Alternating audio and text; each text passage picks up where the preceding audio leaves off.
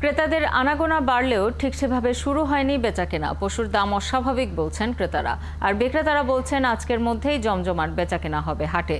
শহর থেকে কিছুটা দূরে হওয়ায় দেশের বিভিন্ন এলাকা থেকে উত্তরা দিয়াবাড়ি পশুর হাটে আসা ব্যাপারীদের দাবি, আফতাবনগর ও টঙ্গীর মতো বড় দুটি হাট এবার না বসার বাধ্য হয়ে দিয়াবাড়ি হাটে এসে হতাশ হচ্ছেন তারা।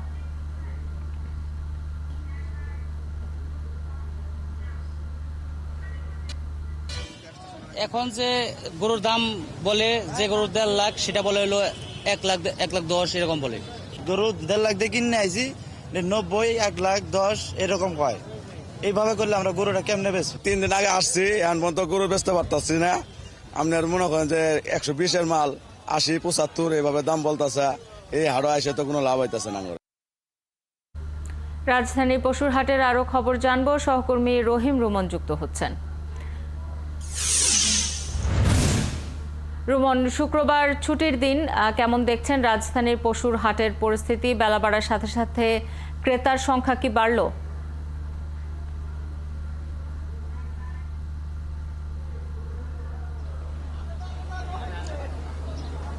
না শাওন, সকাল থেকে যেই ক্রেতা উপস্থিতি ছিল এখন এই মুহূর্তে কিছুটা কম। আপনি জানেন যে শুক্রবার জুমার নামাজের জন্য কিন্তু মানুষের একটা বাড়তি প্রস্তুতি থাকে, সে কারণেও হয়তো হতে পারে যে এই মুহূর্তে কিছু ক্রেতা আমরা কিছু কম দেখছি।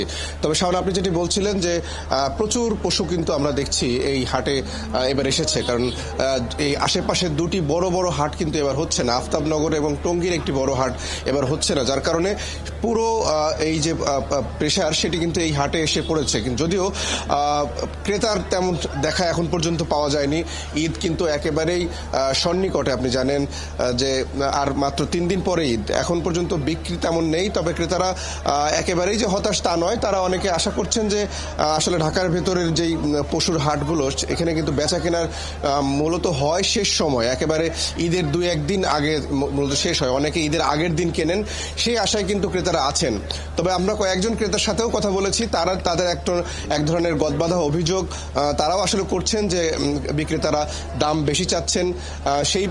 সেই অভিযোগ তারা করছেন। তারা ঘুরে ঘুরে দেখছেন যে গরু 5 লাখ টাকা দাম চাওয়া হচ্ছে, সেটিকে তারা হয়তো 2.5 লাখ 3 লাখ টাকা দাম বলে চলে যাচ্ছেন।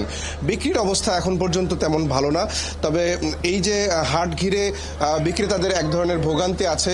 এই যে ব্যবসা গরমের ভেতরে তাদের একটা অস্বস্তি আছে, পশু নিয়ে থাকার জায়গা বা তাদের যে থাকা খাওয়ার একটা বিষয়, সেটা নিয়ে বেশ একটা অস্বস্তি তাদের আছে। তবে তারা সেগুলো কাটিয়েও কিন্তু তারা আশা করেন যে আসলে তাদের বিক্রিটা যদি ভালো হয়, তাদের যেই লাভের যেই প্রত্যাশা আছে, সেই প্রত্যাশা যদি পূরণ হয়, সেই কষ্ট তারা আসলে ওইরকম বিশেষ কিছু মনে করছেন না। তবে শাওন, শুক্রবার যেহেতু জুমার নামাজের পরে হয়তো ক্রেতা সমাগম আরো বাড়বে, নিশ্চয়ই আমরা আপনার মাধ্যমে দর্শকদের সেই খবরও জানাতে পারবো।